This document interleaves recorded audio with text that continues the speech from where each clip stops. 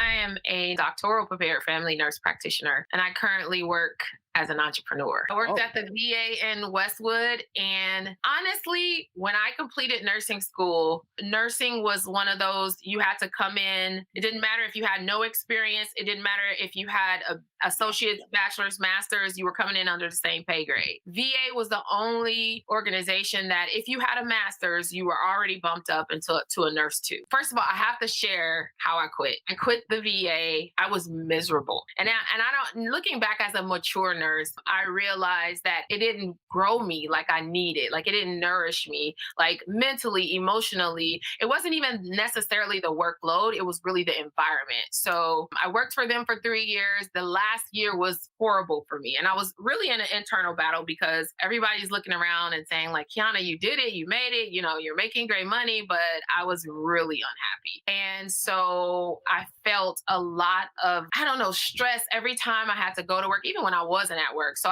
one day I just decided to quit. My mom, she was telling me, don't quit. Everyone was like, hang in there. And I was just like, I can't do this. And it was the last I was sitting in my car. I was so upset. I was crying. I said, I'm quitting this job. I had nothing lined up. So I walked in and I resigned on a piece of paper and gave my 2-week notice, and I had no plan. When I left there, I had no plan. Mind you, I was recently separated, 2 young kids, like oh, every reason to stay, but I was just miserable. And looking back, I was like, I was so courageous, and like, I'm a believer. So I really, God always shows up for me. And so I had no one supporting me with this move but myself. But I just knew I was going to be okay. I don't know how, I can't explain, like, it just was, I knew it was going to work out, but I knew if I stayed there, I was going to just continue to be miserable and unhappy. And this is the conversation I have with nurses all the time. It's like, us, we like to have everything figured out, everything laid out. But when you decide to do something courageous, most of the time you only have one step that you can see in front of you. And so when I resigned, then I started applying for jobs, of course, like crazy. And the first one was working adjunct at a university. And I was doing that and then kind of just doing registry here and there just to keep the lights on. And I did that until I landed a full-time job at West Coast University. And so I became full-time there. And then I was lead faculty. And then I got hired at UCLA and I worked there for like 8 years per diem. And then from there, I ended up being relief house suit. So I kind of worked as per diem. And then they were like, the director came to me and was like, had you ever thought about it? And I'm like, I do it. And so I did that for like 3 years. UCLA, I only did 1 day a week. what? Yep. And I was making more than I had ever made, by the way. Really? Let's talk about income then. How much did you make at West Coast University, and then how much did you make at UCLA? At West Coast was a salaried position. So we made 85K a Yeah. year. I literally 15 hours I had to be on campus Yes. the meeting or the end of the term. And then at UCLA at the time we were making like in the 70s an hour. But Okay. UCLA, they have a very strong union. So by the time I left, I was at like 93, I think, an hour. Wow. And that was like I told you, the end of like 2020. I've been an owner of a med spa since 2018. And I was Oh, doing it part-time. So that was where I was filling in the rest of my time, right? Which was doing the having the med spa. And so I started in permanent makeup. I grew it past permanent makeup to like weight loss, and then from there IV hydration, and then added on aesthetics. And so I've been in business for a while, but I realized during that travel assignment, I was pretty much playing and it was time to get serious. COVID made me start coaching and mentoring people in this space because I just was sharing my story on social, and a lot of people were reaching out saying, can you help me? Can you help me? And then that kind of branched off into that. And I just realized that if I did not make the move now, that I probably was never going to do it. So I had already been building my foundation though. So it wasn't like I just left in 2020 and started there. No, I had already been yeah. on the journey since 2018, early 2018. I consistently bring in 50K months, and I never would have ever, ever, ever, ever thought that would be possible.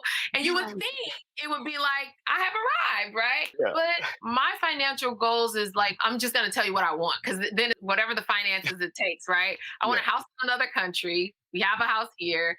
I want to travel the world with my daughter. My mom, she's on my full-time payroll, so I'm able to pay for her. That was one of my goals. It's all checked off my list. For me, if I profit 1 million or 1.2 a year, that's great. Now, profit, not Yes. but profit. That would get me to where I want. And it really is about creating generational wealth for my kids, you know? And so nothing is about me ever. It's always about the people who matter the most to me. I was working in Dallas.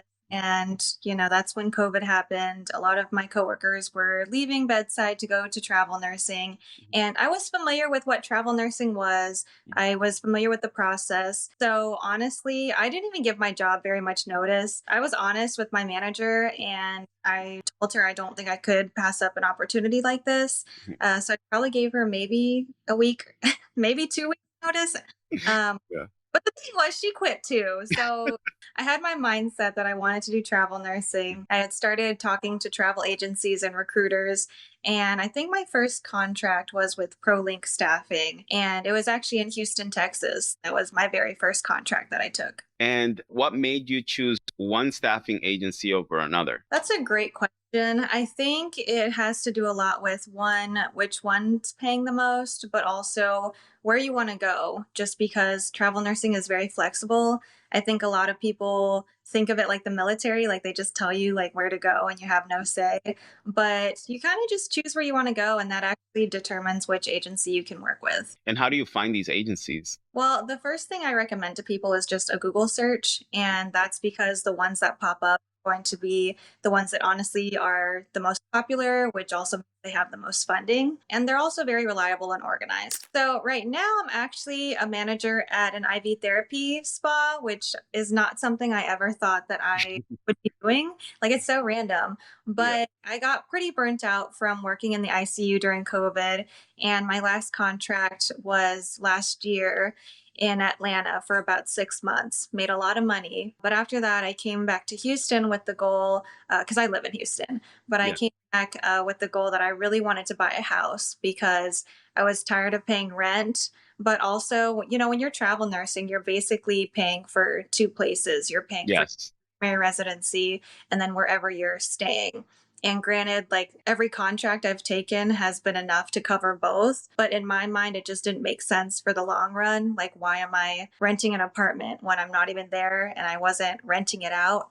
So I wanted to buy a house. So I ended up applying to an IV therapy spa, different from the one that I work at now. And then I recently just took this job. It's called Thrive, and they just promoted me to the manager. And now I'm doing more like managing and sales, but still with the nursing aspect. So it's been pretty great so far. First of all, if I could redo my whole nursing career again, I honestly would just go to a community college and get my associate's degree and then start working right away.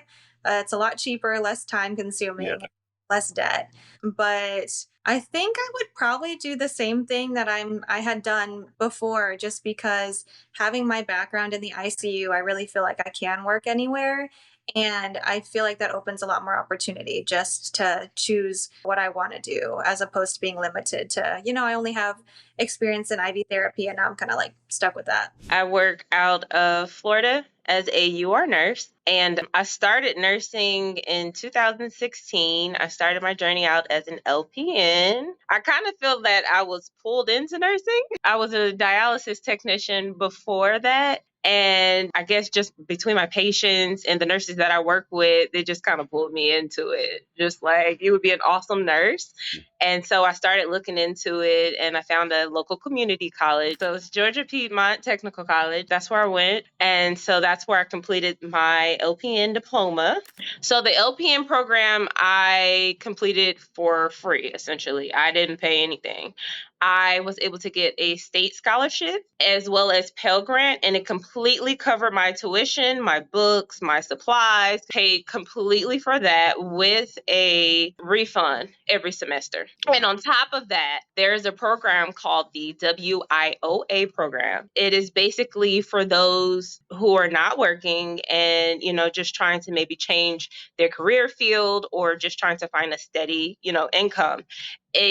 It is through the Department of Labor, and it funds you to be able to go back to school and complete whatever training you want to do. So I use that program. If you do the 1 year allowance, it is $7,500 that they give you for a 1 year program. So they gave me $7,500 on top of me getting the Pell and the state scholarship. So I was completely not out of pocket, and I was probably pocketing each semester between $1,500 to $2,000. Wow. How long was the Yeah. program? The program was 1 year. That's pretty quick too. So you Mhm. did the LPN program in 1 year, and then Mhm. your LPN to RN in another year. Well, that was 4 semesters for the LPN to RN. So that was like a year and like 3 months. So my first job out of RN, I went back to DaVita, was the company that I worked with, dialysis, to work as an RN.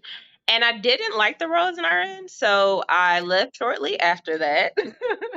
And so when I left, I was just mentioning to a friend, and she was like, well, why don't you try case management? And at that time, she was working as a hospice case manager. So I was like, what do you guys do? So then she, explained what she did on a day-to-day and all of the autonomy that she had in that position. And I was like, yeah, I want that. So I went and applied for that.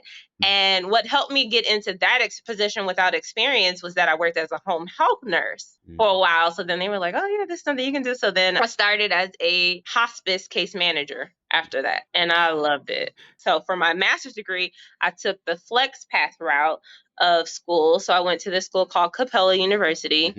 And so because I did my bachelor's degree at this school and I was able to finish it in 3 months, I was like, if I could do that in 3 months, I could probably finish my master's degree in 6. So I was like, just give me 6 months. If I completely concentrate on getting this done, I know I can do it in 6 months. But Hold on. You said you finished your bachelor's in 3 months? in 3 What? months.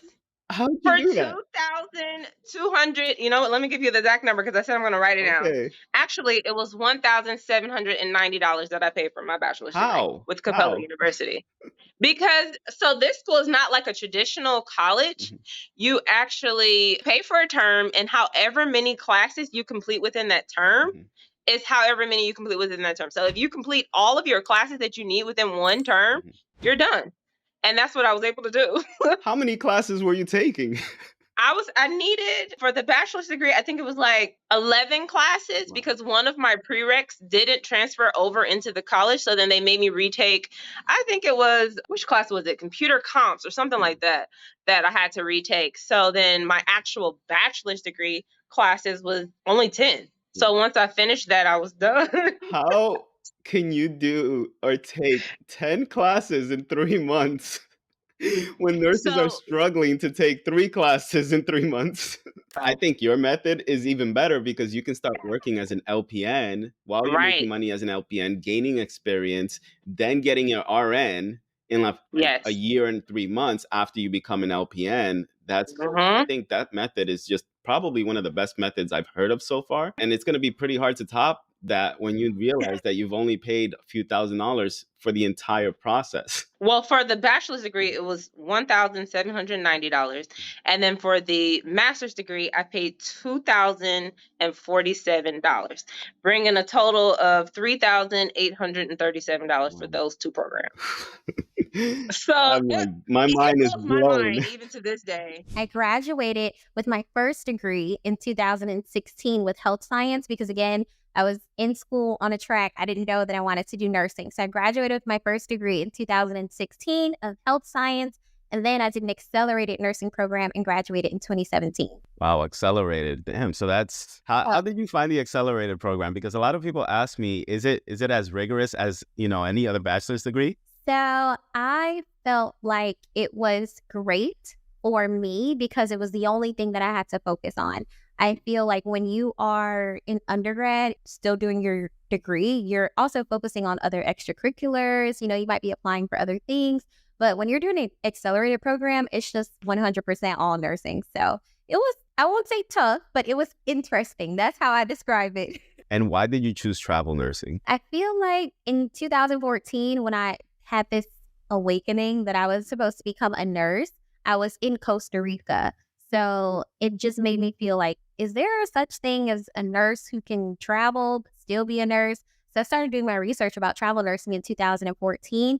And when it was the right moment, right timing for me to actually do travel nursing, I just did it. So I was just waiting for my time, but I had been studying travel nursing for a long time before I actually started. Were you nervous at first? No, I was Really? not nervous. No, because I travel the world a lot to, I want to say maybe 48 countries. Wow. So with travel nursing, you're not always necessarily like making income per year.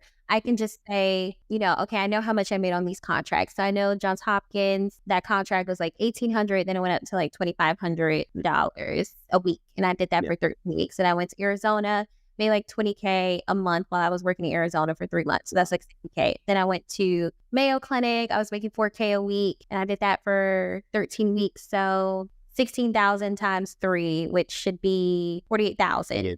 So 60,000 plus 48,000, whatever that is. And then I went to Hawaii and I was making $4,200 a week.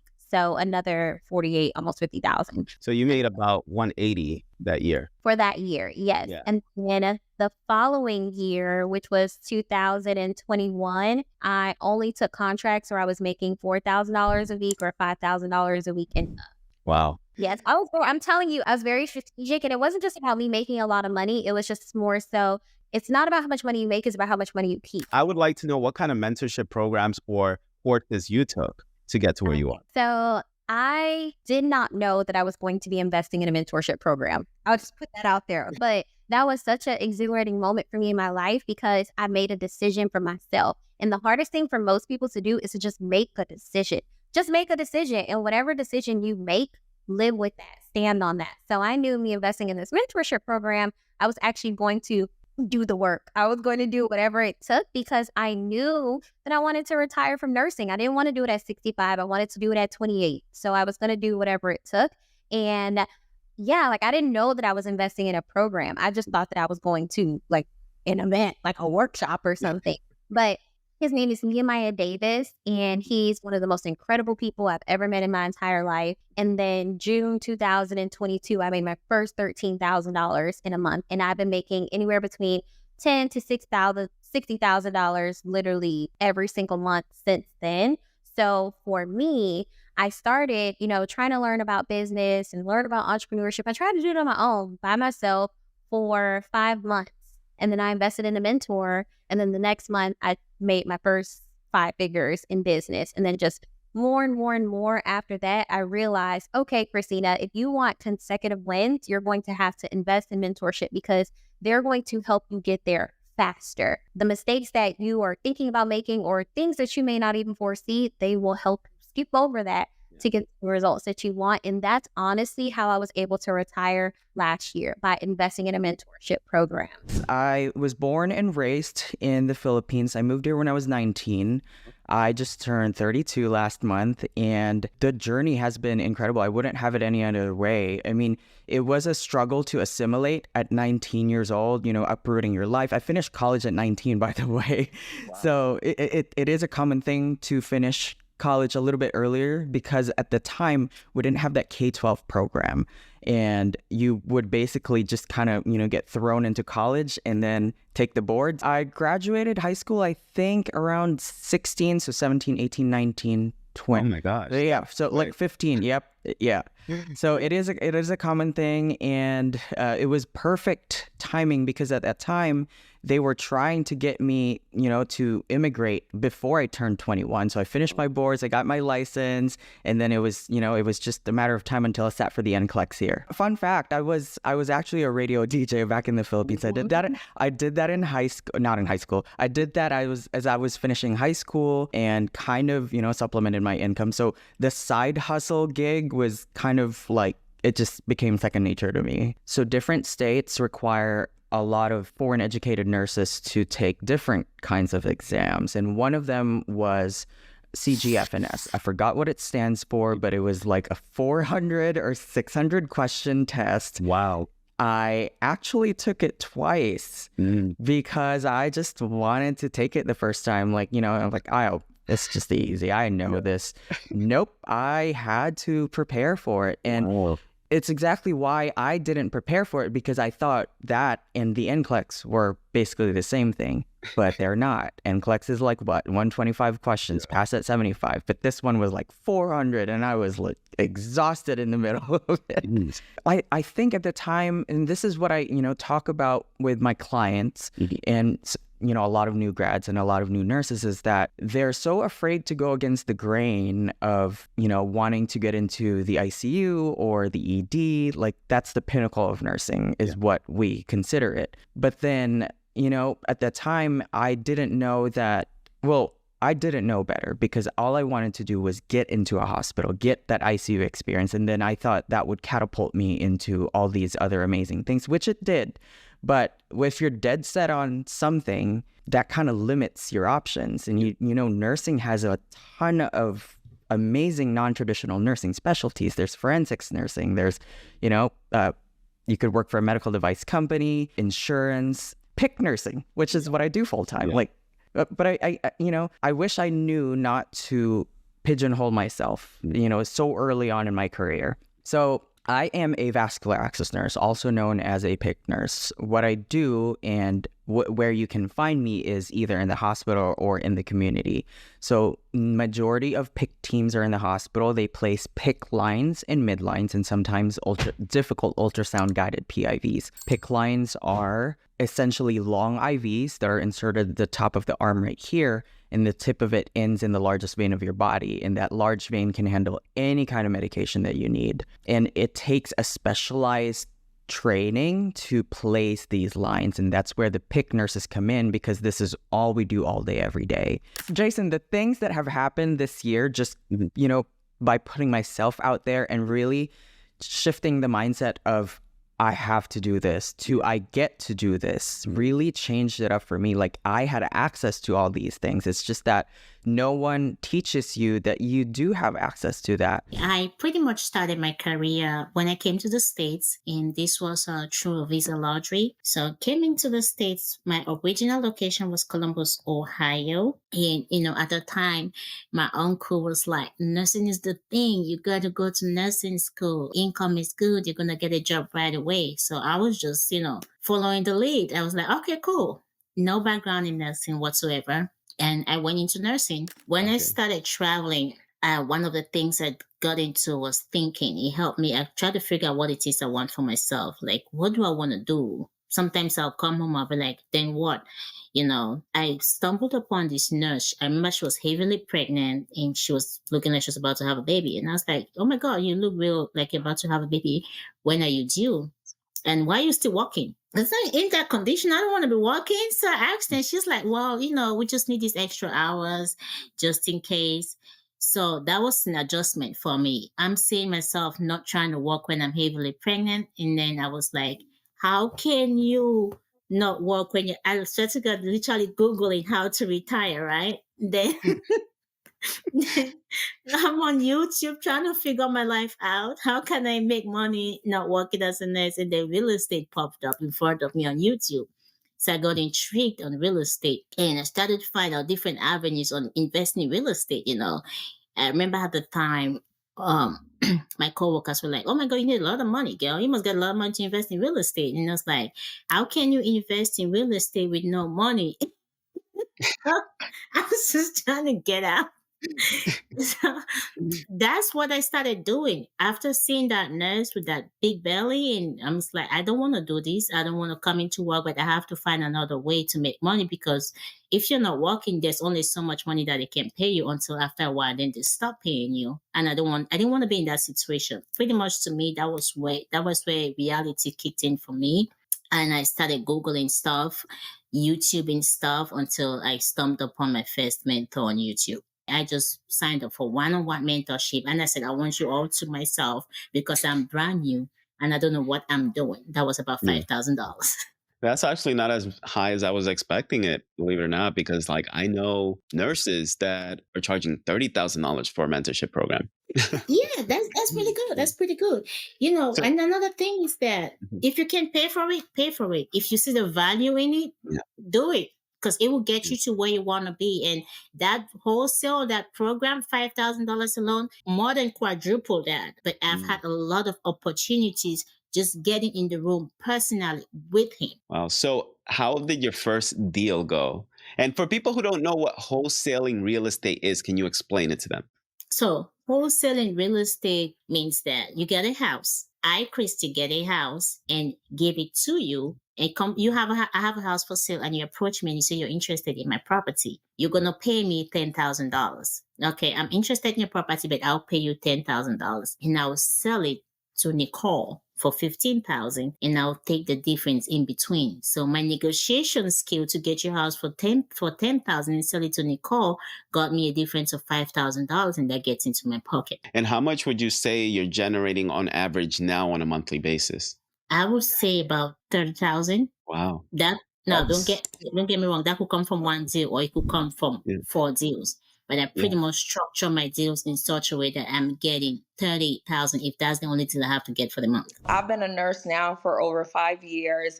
And what really drew me into nursing is because my mom, she's actually a nurse practitioner. She is my role model. So I just kind of like follow her steps. So, she's been a nurse for years and she loves it. And so it was kind of always something that I knew that I would do. She's kind of my role model. So I just followed her steps. So I graduated with my ADN, and then I immediately, I graduated in August. I started my BSN program in December. So I took a couple months off, and I had my hospital at the time pay for my BSN. I was working in Jacksonville, Florida, which is my hometown. I was working there for a couple months. My dream, even before I even got into nursing school, I was telling everybody, I'm going to be the youngest CRNA to exist. I'm going to be a CRNA. I'm going to be a CRNA. And so 5 years ago in 2018, hospitals weren't as open to letting new nurses in the ICU. And so my first job, and I had that job lined up before I even passed NCLEX, I told them I want to be an ICU nurse. They were like, just give us 6 months in the PCU, and then after 6 months, we'll put you in the ICU. So I was like, okay, cool. I'll take what I can get. And so I was working that job for probably about 4 months, probably 3 months. And then I told them, hey, what type of ICU do you have open? Am I going to be neuro? Am I going to do MECU, CVICU? What type of, because at this point we're halfway through and, my 6 months is coming up. And they played with me, Jason. They were like, oh, I know we told you that, but we actually have a job fair and we want to hire experienced nurses in the ICU. Wow. I feel like that's a scam. You scammed me. So that's kind of what forced me to relocate to New Orleans, Louisiana. And I always tell people, whatever you want to do, no excuses. If you're watching this, I don't give myself excuses. I don't sit there and cry about stuff. I just think, okay, what's next? So you guys told me 6 months, then I see you now. It's a different story. Instead of me crying about it, I'm just going to go online and see what else is out there. And so I didn't want to move. I didn't know anybody in New Orleans. I had never even visited that city. Didn't know a soul, no friend, no family. But I knew I wanted to be a CRNA, and that requires ICU experience. So literally packed my bags, accepted the job offer, moved to a city that I didn't know anybody, all by myself. That was my first time adulting, first time having an apartment. I didn't have much money. I went out there probably maybe $1,200. And I lived in that apartment with no furniture for 3 months because it was, I had a mattress, but I was really just surviving. But I had what I wanted. I had my ICU job. I was getting the hang of it. And so, I always tell people no excuses. You got to do what you got to do, period. So November 1st is going to be my 1-year anniversary of retiring from full-time nursing. I haven't swiped a badge in a year. And what did it for me is that I literally clocked in my shift as a nurse and I left the shift as a patient. I was physically assaulted it was at a Kaiser hospital. I'm not going to say the specifics. It was at a Kaiser hospital, me as a night shift nurse trying to bathe my patient. So, some patients you can tell nobody's giving him a bath in 2 days. I'm trying to be super nurse. I'm trying to be good to you. Granted, it's neuro. I know who I'm dealing with my type of specialty. I grabbed the CNA. Hey, let's turn him. He wasn't 4-point restraints, to be fair. We didn't let him free. We just loosened it just so we can get him to turn so we can clean his back. And he literally went crazy on me. And I outside of the patient, because yeah, he was sick and you can say whatever, it was like the lack of support that the hospital gave. It was kind of like, I was on workers comp, so they did pay for 2 weeks while I was healing. It was a full thing. Like I had to see multiple doctors. I was on bed rest. I was hemorrhaging. Like it wasn't a casual situation. And so, yeah, it's like they threw the workers comp at me. Okay, here's 2 weeks, whatever. And it was still like during my healing process, it was still very much like, are you coming next week? Or it wasn't like concern. It was just kind of like, we need to fill up staff. And that's when I really realized like, I need to get some type of passive income because, I don't know if people say healthcare has changed, like it used to be better. Like my mom even says like it didn't used to be this bad. But it's like I really realized as a nurse, you're just another person on payroll. Like they don't really care. That was the most up until now, like at 26 years old, that was the most traumatic experience of my entire life. When I was injured, I was in the ED, I was admitted, I had to be on medications, I had to see 100 doctors. I was hemorrhaging. You would have thought I was having a miscarriage. For the first time in my life at 25, I was like, am I able to even have kids later? And so just the lack of respect and support, it really turned me off about healthcare. And, I'm not here to bash nursing. I love being a nurse. I might pop in for a PRN shift here and there, but I can't. Like, I really can't. It's not the same. The patients don't respect you. The hospital system, the CEOs, half the time your charge nurse isn't even, you're just there. You're just a number. And so I always encourage people, it doesn't matter how much you love your job. You should have something. I feel like everyone is not meant to be an entrepreneur, but I feel like everyone should do something entrepreneurial to where if they did cancel your contract tomorrow, if they did say, oh, the census is low, you have something else. You have something else. Even if I'm not saying that something else needs to be a six-figure business, but you have something else that you can tap into that can generate you income. My name is Iman. I'm a psychiatric nurse practitioner and the owner of Mind Body Soul Psychiatry. Cool. Okay. And where do you currently work and where did you grow up? So I currently work in my private practice. I also do contracts in Brooklyn, in the Bronx, and I grew up it's a little complicated. I was born in the Bronx. I did elementary school in Mount Vernon, and then I did middle school in Virginia, and then high school I did in Yonkers. So I moved around a lot, but mainly Westchester area. Wow. So I went with that job. It was great. It's a little non-traditional. I worked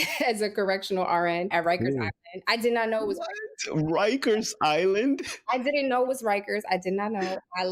They were just like correctional health, psychiatry, and I knew that was a huge interest of mine. So I was like, okay, I'll consider it. It wasn't until I got to the they told me that it was Rikers Island. So, and I started doing a whole bunch of research. I'm like, oh my gosh, like the things that you see online about Rikers Island, I was like, what am I doing? But I also was like, first, I need to make money, number one, and I need to clear off my debts. So I was like, I don't know what this is going to entail, but I'm going to do it. Because I had already calculated it. I would be able to pay off my car, pay off all my debts, and have money left over by the first year of nursing. So I just did what I had to do. So a year in, I met a lot of PAs, psych and Ps, and I was just watching what they do, and they seemed to love it. I asked them, how is it? They said it's a great profession. And I was always interested from the time that I was in Tuskegee. I had met a teacher. Her name was Miss White, and we did journal entries, right? And so she had read like the things that I've gone through in my life, and she was like, you should go into psych. And I didn't understand what she meant when she said that, but I was like, I knew I loved her class. I enjoyed it. It didn't feel like school for me. She's the one that kind of inspired me to do that. She was just like, your life experiences, you've seen a lot. And I think that you could help a lot of people. So I decided to do that. I had been new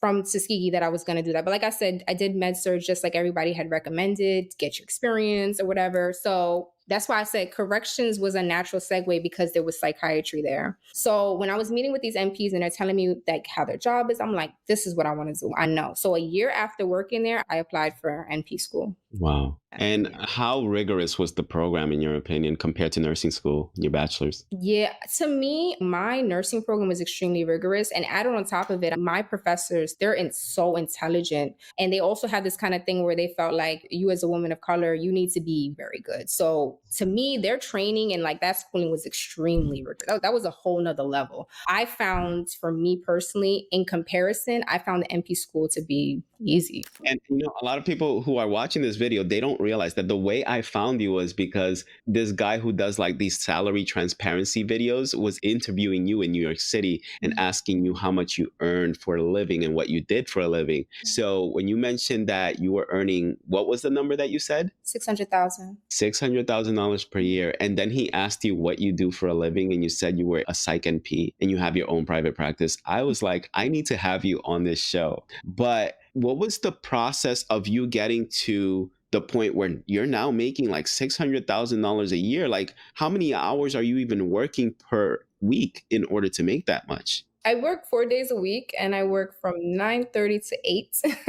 So that's how much I work. And then in terms of, it was a gradual workup. And this is what I recommend to everyone. Like, you're trying to start, I have a lot of people who are like, oh, I'm so inspired by you. Okay, I'm just going to get my NP license and I'm going to start a private practice. I'm like, I don't think you should do that. First of all, the brain doesn't really like inconsistency. So for a lot of people, the safer and the more healthy way to start a business is to start it on the side. So when I was running my practice, I was doing outpatient care for facilities. I would pick up contracts. I worked part-time. I worked here, I worked there. Like, I am all for having multiple streams of income along with what you're doing. So that's how I did it. So it was a gradual build. I don't do any marketing. I really and truly don't do much. It's just word of mouth. And I've collaborated with other providers for referrals. And so it's mainly word of mouth. If you do a great job, gradually those people will tell their friends, their families, and that's how you get referrals. That's literally the process. So my name is Alexa Miller. I live in Illinois, born and raised Midwest,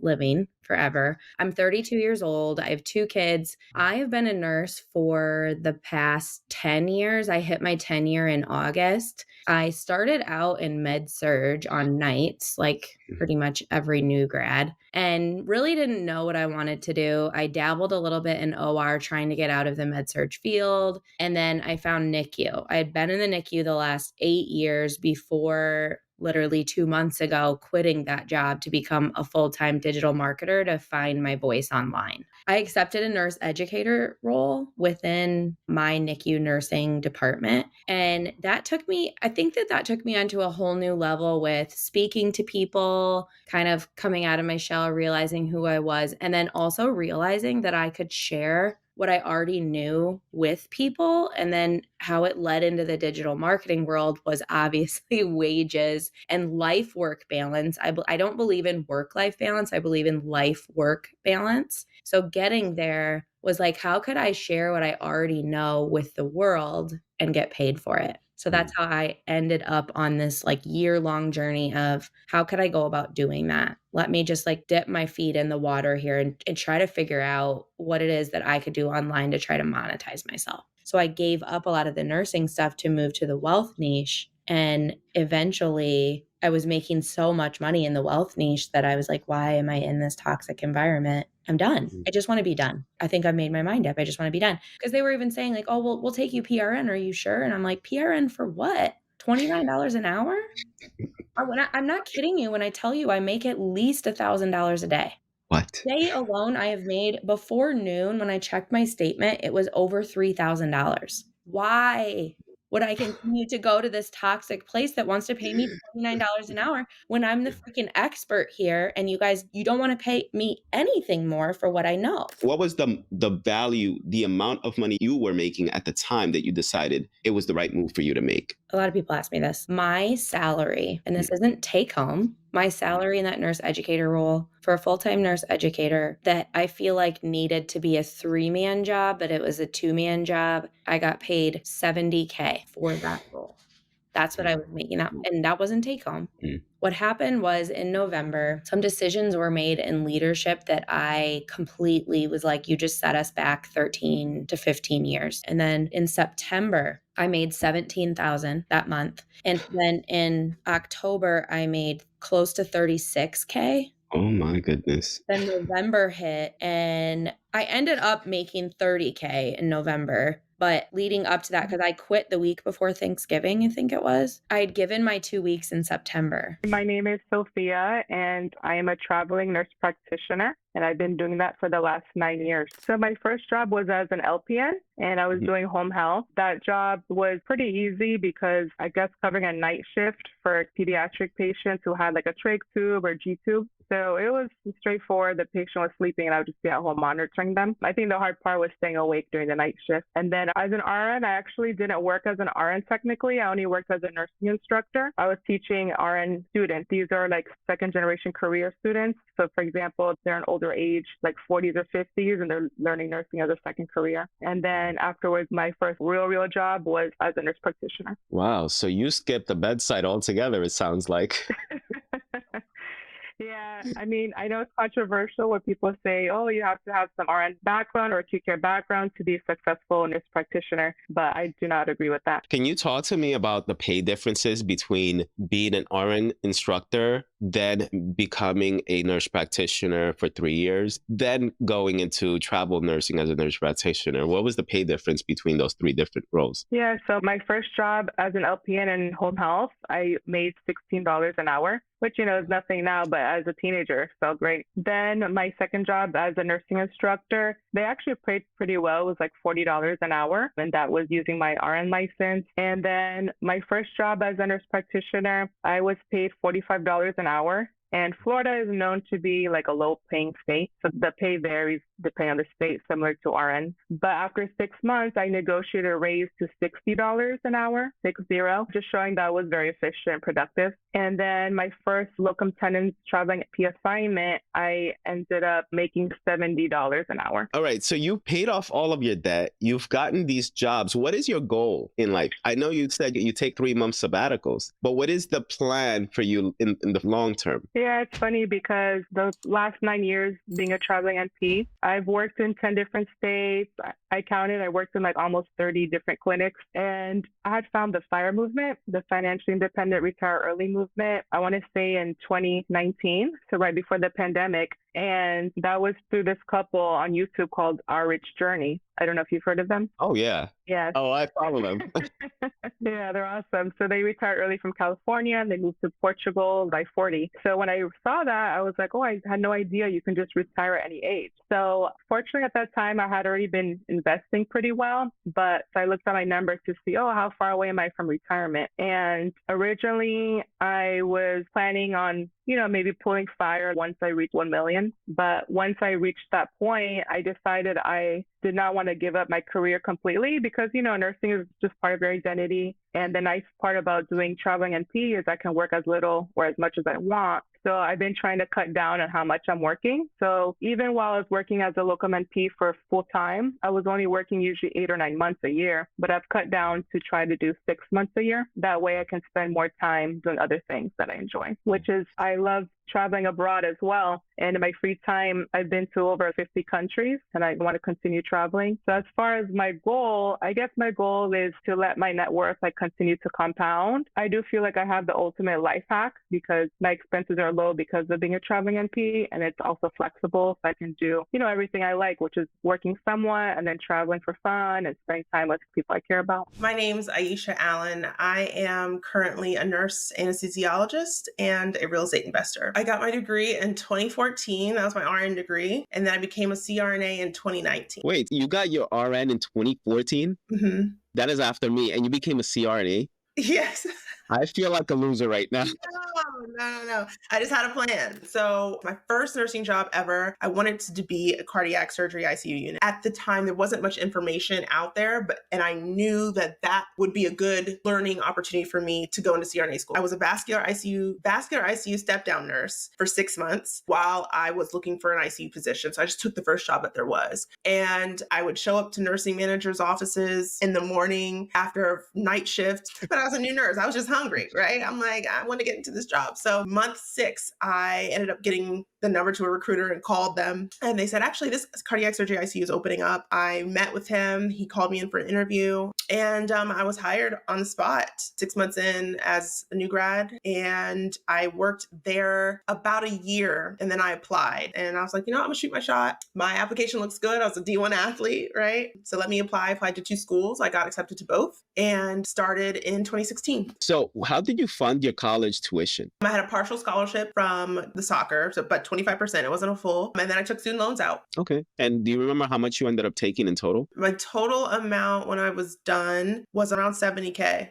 Okay. And that was when you finished BSN or both BSN and CRNA? No. Actually, no. It was $43K for undergrad total, what I had left. And then I went for graduate school. I did what is called the HPSP, so Health Profession Scholarship Program with the military. So the United States Air Force, they pay up your tuition up front. And then you owe back active duty time, year for year repayment after you graduate and you go into the military and become active duty. So wait, hold on a second. Yeah. You did not mention that you were in the Air Force. You just left a little detail out. I know. Look, hey, no, you asked. And I got the answer. That is a lot. I'm having a hard time keeping up. So look, okay. So anesthesia school is expensive. And regardless of if I received that scholarship, I would have still went and I would have taken out FAFSA loans, which I actually had to. My first year of school, this is the military for you. So someone in the military messed up my paperwork. I was supposed to have all 3 years of my school paid for. But because they sent in some paperwork late, only 2 out of the 3 years were paid for. And the most expensive year was not covered, which was $100K. So I went to an expensive school. So $100K for my first year was not covered. However, for people who are listening and want to go to CRNA school, but my tuition was expensive because it included housing at different away sites. I also had very top tier educators. So anyways, first year was not covered. So when I graduated, I had $156,000 worth of student loan debt. However, as a nurse anesthetist, you can make it 2-3K a day for an 8-hour shift. So the ROI, return on investment, is there. So my plan when I became a nurse was like, okay, I will go to CRNA school and I will get a CRNA job and I'll work and I'll be able to afford my life. That was it. I was really young. If I knew what I knew now, I don't necessarily know if I would have went to CRNA school, to be honest. I'm glad I did. I love my job, but I had come in contact with a mentor of mine, Dr. Dante Flanagan, shout out to you. And we were at a conference, just the importance of networking. And he was like, yeah, I'm investing in these houses and this and that. And I'm like, what do you mean? And he pulls out his phone and he shows me all the insurance policies that he has on his homes. And he was just checking, I think it was tax time or something like that. And I was like, what do you do all of this for? Like, what's the point? And like, why do you have so many homes? How are you paying for all of this? And he just laid out the game for me. Like, I always knew I didn't want to work for forever, but I never had a plan until I was a nurse and on my way out to go to CRNA school. And so I had that intuition, like, okay, let me buy a home. So I bought my first home while I was in CRNA school. Super glad I did, because that home has now appreciated like $150K. And so my goal at that point was real estate. How can I leverage real estate, leverage my income to buy as much property as possible to be able to leverage that and have someone else pay me and me not have to show up physically to make money. And that became my plan. And so when I graduated and went to Las Vegas as a CRNA, I bought a home like 2 months after that, which is why I chose the Las Vegas base, because real estate was really, really cheap. The Raiders were moving there. I told y'all at the beginning, I always have a plan. So I chose that base, bought a home 2 months after I landed, turned that into an Airbnb, made $5,000 like month 2. And I was like, oh my God, I struck gold. And so I made a course about it. I'm like, nurses, come on, like stop overtime work. Invest your money into a property. I am from New York City and I'm a certified anesthesiologist assistant. I work in Georgia currently, but I've worked in Florida and Missouri before. So why are you working in Georgia now and you're from New York?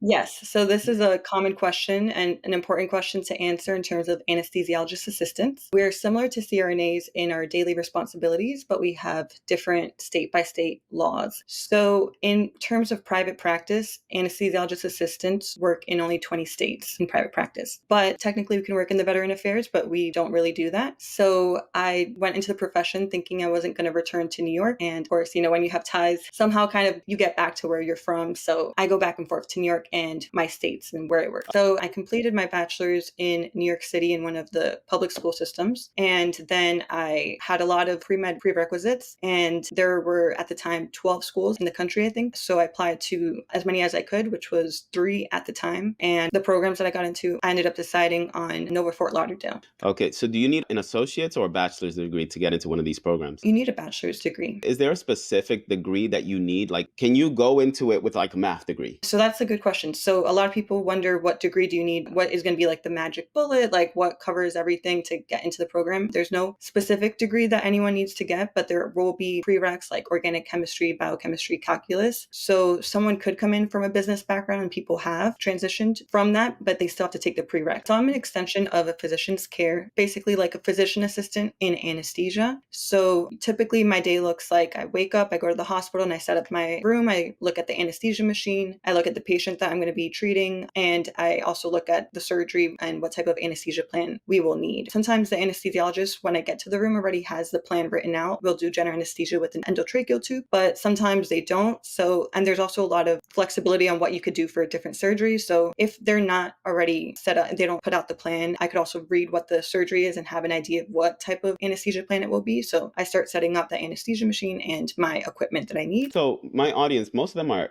nurses or trying to become nurses, and they're trying to figure out what is the difference between a CRNA and an anesthesiologist assistant. So the main difference, can you tell me what the main differences are? Main difference are the training pathways. So the nursing pathways, go through nursing school, get your BSN, work in the ICU. I think maybe now it's 2 years, 1 to 2 years or so, and then apply for the CRNA program. And the CRNA program is now doctorate. So in terms of the training, we've talked about how an anesthesiologist assistant could have a degree in anything, but still needs to have those pre-med prereqs. So as long as they completed those, they can still apply with the bachelor's degree to the anesthesiologist assistant program. Usually people have a clinical background, shadowing hours, things like that. Of course, everything has to be completed. They have to be a competitive applicant to get in, but there's a lot more flexibility in the background of a pre-AA. Then our program is still a master's. So there's no doctorate that's required. So slightly different training pathways. And then once we're working, a CRNA has more states that they can work in private practice. They could also be the independent model. And I think they could also be technically like supervised by a surgeon. They don't always have to work alongside an anesthesiologist. Me as an anesthesiologist assistant, I always work alongside an anesthesiologist. So slightly different training. And also once we're working, it's slightly different, but daily responsibilities are more or less the same in my eyes. I see. Are CRNAs able to intubate patients? Mm-hmm. Yeah. Are you able to intubate patients as an anesthesiologist assistant as well? Mm-hmm. That is amazing. So my name is Nasima McElroy. I'm a labor and delivery nurse of 13 years, 14 years in the San Francisco Bay Area. I became a nurse because, I thought I was going to find me a sugar daddy in Dubai, being a travel nurse, but ended up landing a job at one of the top paying hospitals in the world, starting a family, and am still a nurse in the Bay Area. Every time I share how much I make, I always get the kickback like, oh, well, you have to make that much in California. Well, first of all, probably only of wage earners, probably only 1 or 2% of wage earners actually make that much. That's number one. So let's be clear. And number two is that, the cost of living is high, but it's actually at the end of the day, not about how much you make, it's how much you bring home and how you spend your money. And again, I prioritize investing heavily. I make sure that my living expenses, so I'm not house poor. So my living and transportation expenses and they're going to be your most expensive things, are relatively affordable. So I don't really have car note, and my mortgage is way under 30% of my take home pay. So the only thing that's killing me right now is because I got hella kids is daycare, which I don't have any control over. But that's everywhere. Actually, daycare is just through the roof. So it's not a uniquely California or Bay Area thing. But it's just about managing your earnings and what you're bringing home and how you're spending that.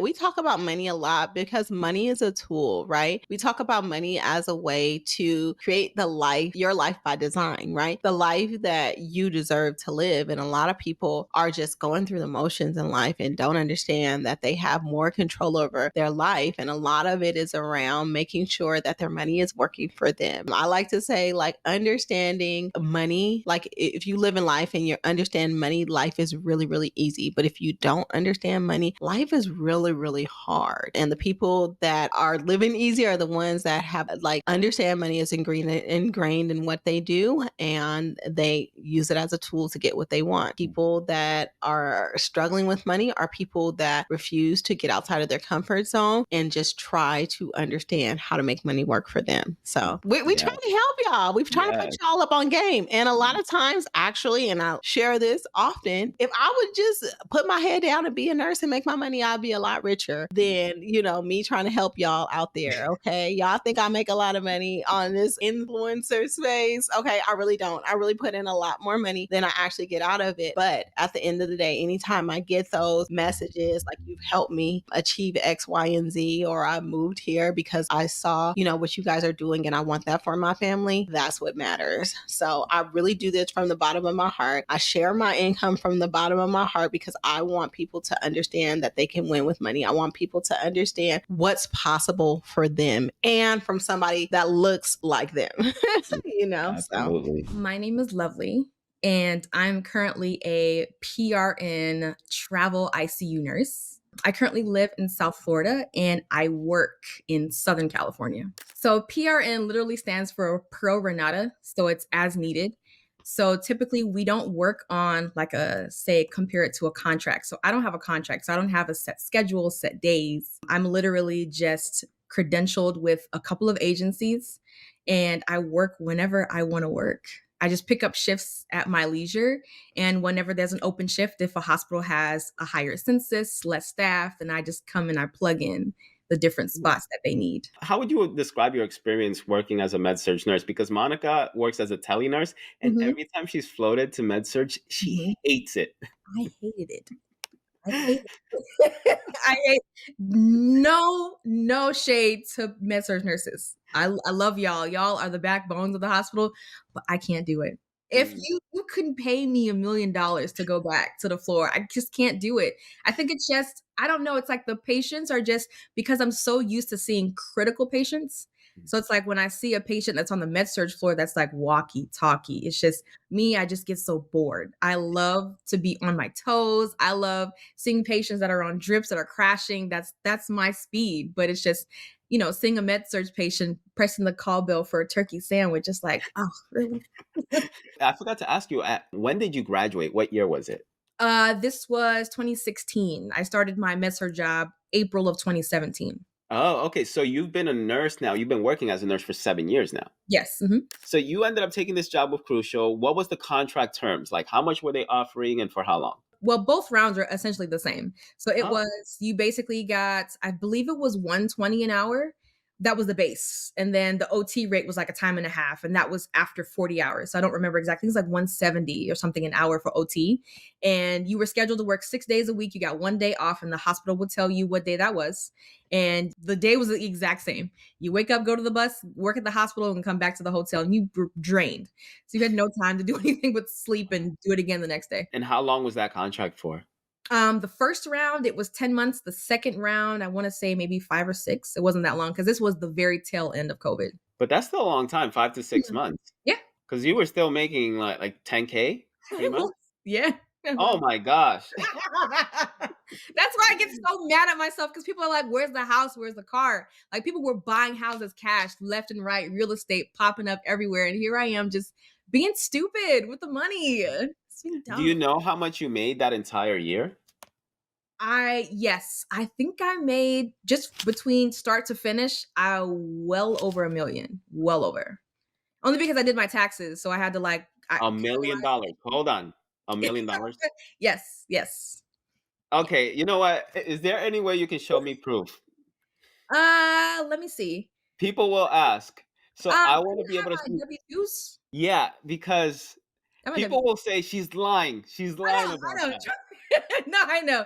One of my W-2s says like 400 something thousand because I'm delinquent in my taxes, but I just did my taxes the other day. All right, this is what we'll do, guys, because I know many of you are like, oh, why are you putting her on here and giving her a platform? She's lying about this.